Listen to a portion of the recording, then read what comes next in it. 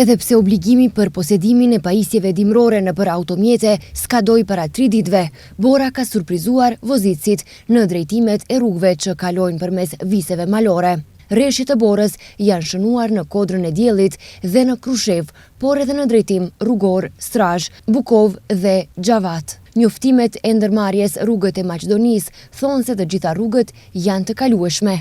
Për shkak të depërtimit të masës së ftohtë ajrore nga veriu, në përmale dhe vise më të larta, do të ketë kushte që rreshtet e shiut të kalojnë në ato të Borës, kishim paralajmëruar nga Drejtoria për Punë Hidrometeorologjike. Moti i këtill ka shkaktuar rënje drastike të temperaturave, duke sjellë motin dimror pas një periudhe të kohës së mirë pranverore, që dominoi ditëve të kaluara. Njoftimet flasin se në Kodrën e Diellit me rreshtet e reja, trashësia e Borës ka shkuar në 58 cm. Është ky një sjarriç për adhuruesit e skimit, të cilët sidomos gjatë fundjavës pushtojnë këtë qendër turistike.